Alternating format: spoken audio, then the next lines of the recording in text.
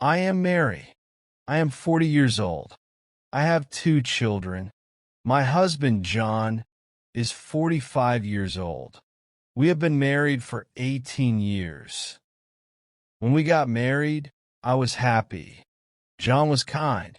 He smiled every day. He said, "I love you." I believed him.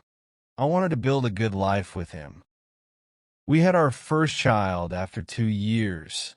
It was a boy. His name is Adam. He is smart and funny. 2 years later, we had a girl. Her name is Lily. She is kind and loves to sing. At first, John was a good husband. He worked hard. He brought home money. I stayed home to care for the children. I cooked, cleaned, and helped them learn. But after some years, John changed. He worked late. He went on trips. He didn't tell me where he went. He stopped saying, "I love you." I asked him, "Why are you so busy?" He said, "I work for this family." Don't ask me questions.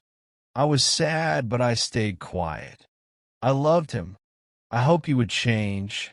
One day, 7 years ago, John went on a trip. I found 2 plane tickets. I saw another woman's name. My heart broke. I cried for 3 days. I felt lost and alone. When John came back, I asked him, "Who is she?" He said, "She is nobody." Don't worry. I didn't believe him, but I said, "Okay." I wanted to keep my family together. My son was only 3 years old. I didn't want to break his heart. Over the years, John stayed the same. He worked late, went on trips. I knew he still saw the other woman. My heart grew cold. I felt empty. I cleaned the house, but it didn't feel like a home. I cooked meals, but I had no joy. I looked at John, but he was like a stranger. One day, I met someone from my past. His name was Alex. We were friends long ago. He was kind and gentle. I saw him with his wife. He opened the car door for her.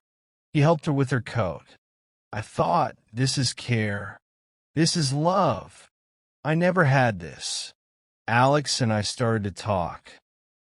He asked me, "How are you?" I said, "I am fine," but I wasn't fine. He listened to me. He said, "You are important. You are strong." I started to feel alive again. I smiled. I laughed. For 3 months, we talked. We didn't need much.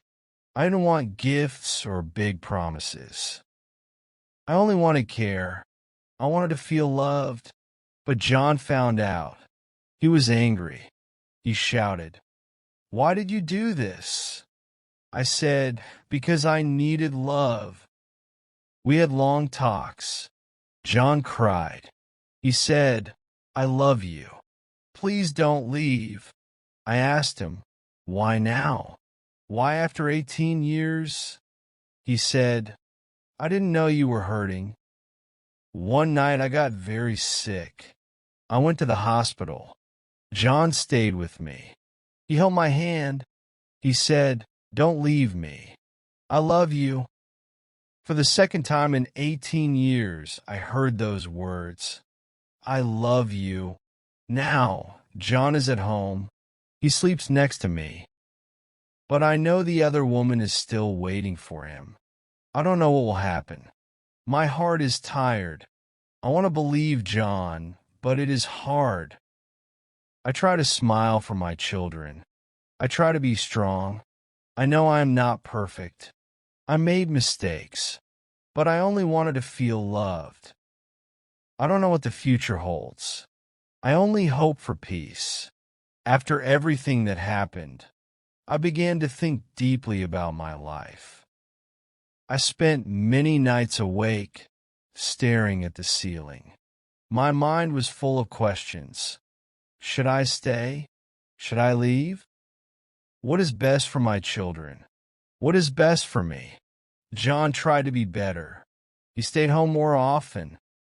He helped with small things like taking out the trash or washing the dishes.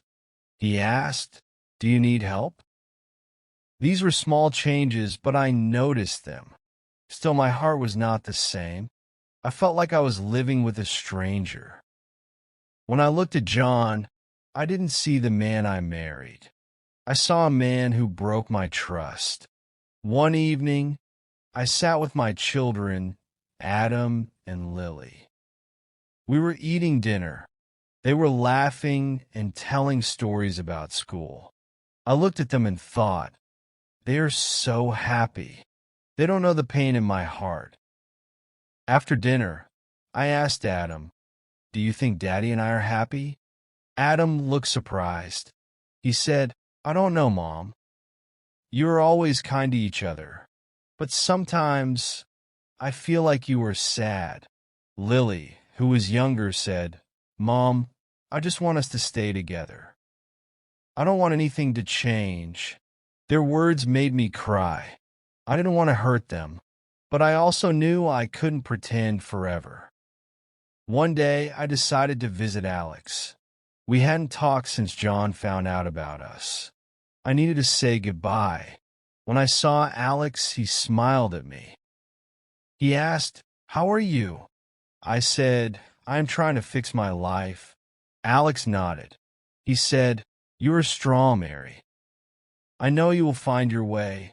I thanked him. I told him, "You gave me something I will never forget. You reminded me that I am important."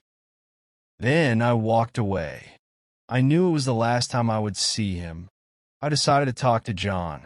I said, "We need to be honest with each other. Do you want this marriage to work?" John looked at me. He said, "Yes, I want us to stay together. I made mistakes, but I love you." I asked him, "Can you leave the other woman? Can you give me the love and care I need?" He said, "I will try." I told him, "Trying is not enough. I need you to mean it." John started to spend more time with me. We went for walks together. We talked about small things like the weather and the children.